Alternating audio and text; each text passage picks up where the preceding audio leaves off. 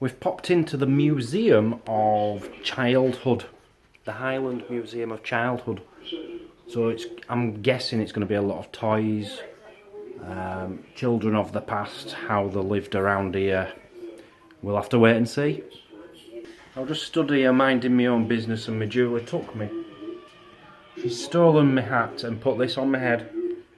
I've no idea what it's supposed to be. Anyway, whilst I'm here, you've got two amulets here, and they used to sew them into children's clothing in the 1800s. And it was to ward off fairies and the evil eye. I thought fairies were meant to be good. Why would you want to ward off a fairy? I like fairies, they're alright. Okay, I've been hat bombed again by MeJulie. She's made me look... Is it a rabbit? Am I supposed to be a rabbit? I've no idea what's on my head. But honestly, it doesn't matter what you put on my head, I always look really good. I suit anything. Yeah, this is getting beyond a joke now. There's funny and there's funny. You've made me look like a girl. Can I have my normal hat back, please? Alright. Oh, look at my hair. See. Took me 43 years to find the right hat. I've got it. Right, we're on to really old toys here, look. An old skipping rope, marbles. You know, I used to skip. I used to play marbles, but these are a lot older than me. And I used to play with a whip and top, believe it or not. It's not from my era, but I remember buying one from like a vintage toy shop, and I really enjoyed it. If you don't know what a whip and top is, you basically wrap the leather around the grooves of the thing, and then you like whip it, you go whoosh, and it just spins and spins for ages. There's a board here and it has rules. The rules for the teachers of Aberdeen in 1915. There's some beauties on here. You're not allowed to get married during term. You're not allowed to keep company with men.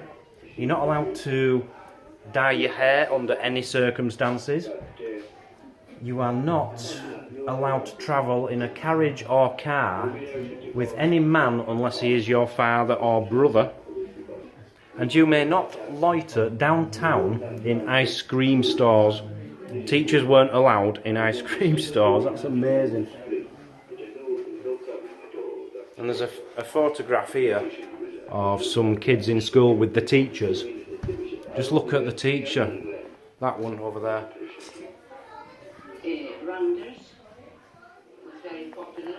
She's beautiful. I really like her. Have you seen this teacher, Martin? She's hot. Look at her. Yeah. I won't go near that one. She looks like the stern one. She's like the nice one. We've got an old school photo here from the early 1900s. And just looking at the kids, me and Martin have just been talking about this. Who is the school bully? It is so obvious. This lad here, look at him.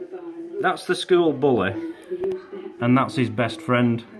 And them two terrorised these two poor kids at front. Look, he's miserable as hell, and he's about a foot shorter than everybody else. Oh look, they're all gollywogs. Did you see that badge I found with a gollywog on it? Yes, yep. I did. I found one of them. Right, these must have been quite rare. If these are like 1900, there won't have been many black dolls around, will there? Jamaica. So it's a bit of a Highland thing apparently. They were all scared of fairies and changelings.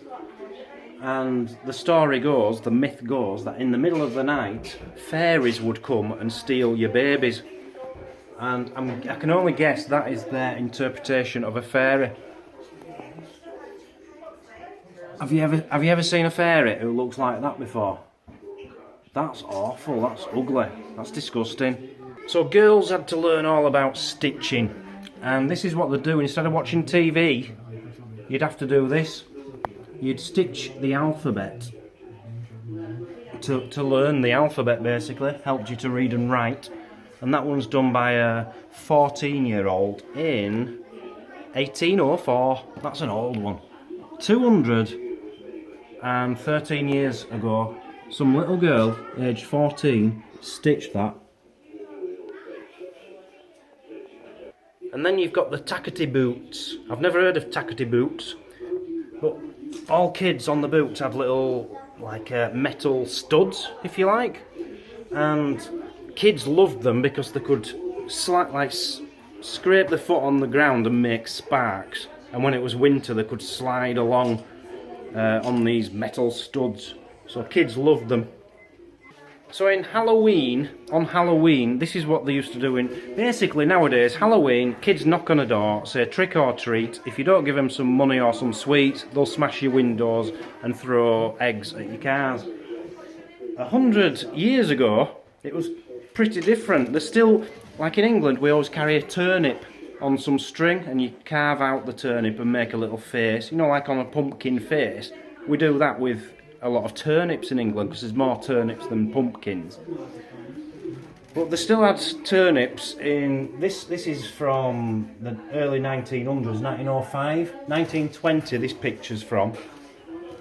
And you can't really understand what they are supposed to be dressed up as. They just look like tramps with a wolf's face on. But what they had to do is they knocked on the neighbours' doors, just like you do nowadays. But if the neighbour couldn't recognise who you were, you got a treat. So that's how we did trick or treat. You have to know who we are, and you don't have to give us anything, or give us a treat. Trick or treat. They used to reward you. The treats, though, they're not treats. I won't call it a treat. An apple, nuts, or sweet meats. Honestly, I'd go without a mask on so that they could recognise me, so that they wouldn't give me an apple or some nuts or some sweet meat. I wouldn't want any. Just reading about in the islands, there was like a superstition. When a newborn baby was born, if it was a boy, it had to be married. It had to be wrapped up in the woman's top. If it was a girl, it had to be wrapped up in the man's shirt. And if they got it wrong, if they didn't do that, they would never get married. How cool. It was bad luck when someone was newborn to touch the palms. Don't touch the palms, that's really bad luck. And, you know when a baby just comes out and you have to wash it in like a sinky thing, and all the blood comes off and all that inside. Anyway, it was good luck to put a piece of coal inside the basin. If you didn't, the child would have bad luck for the rest of their life. So, we're on our way to the last site of our trip. Not my trip, I'm carrying on. My last place with MeJulie and MeMartin.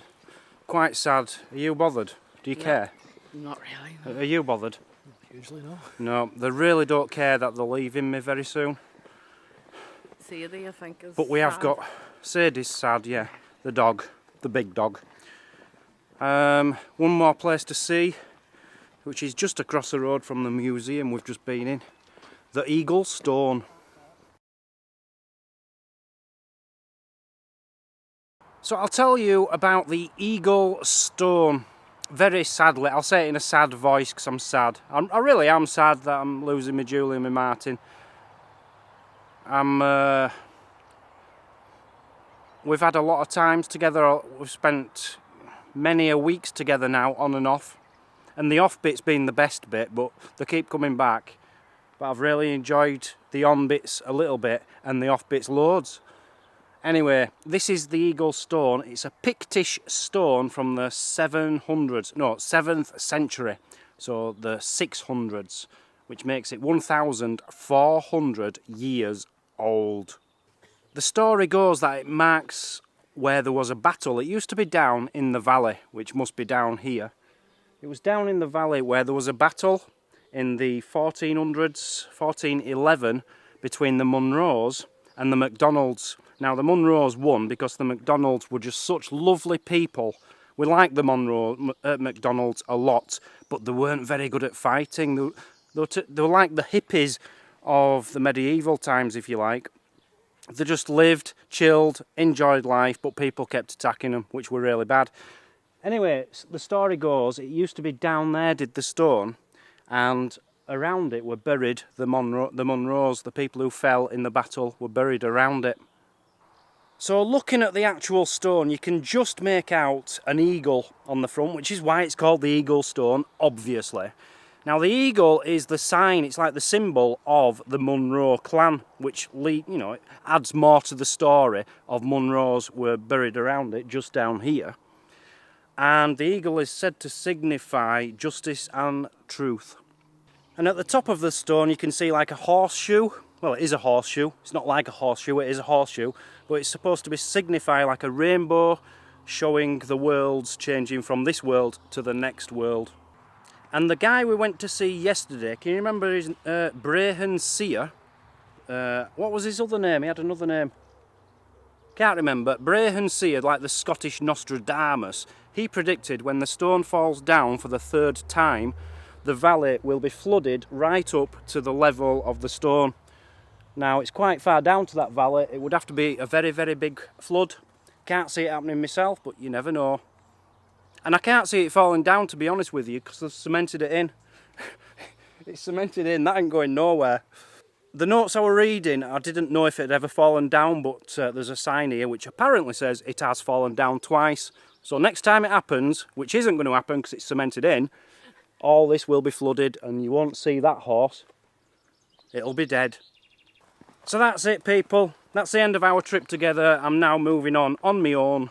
I'm still at the campsite we stayed at for another 3 days. Don't laugh at me because I went the wrong way. I've gone the right way now. It's not a problem. I only went about 5 metres.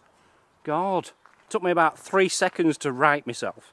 Anyway, yeah, I'm staying at the campsite. I'm going to be doing metal detecting in the area once I've edited all these videos we've done together.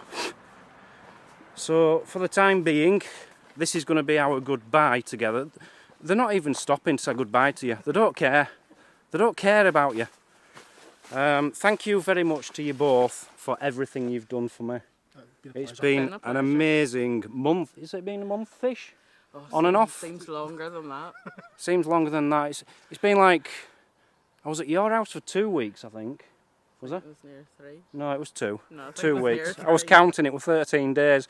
We were there for 2 weeks, and then we went camping, and then we went camping again. So it's been over a month. We've spent a lot of time together. We've got to know each other very, very, very, very well. He snores, she trumps. Anyway, thank you very much. Can I give you a hug? Oh, yeah. I didn't mean you, but hey. Thank you very much, guys. So until next time on Digging the Coast. 3. 6. 5. So that's it, guys. That's the end of my time with MeMartin and MeJulie. We had a fantastic time. Fantastic time. Well, I did. Well, Julie did. Yeah, it was alright, I suppose. Better than no. Anyway, that's it. That's the videos with them. New videos starting hopefully tomorrow, as you're watching this, because I've videoed this like 4 days before. I'll be going out metal detecting. I'm moving on to Elgin, the Elgin area, another part of Scotland. A week in that area up to Aberdeen, and then anyway, I won't go into it. Please keep donations coming in. All the links are in the description.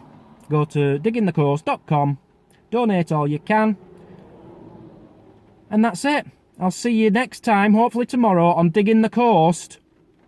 3, 6, 5.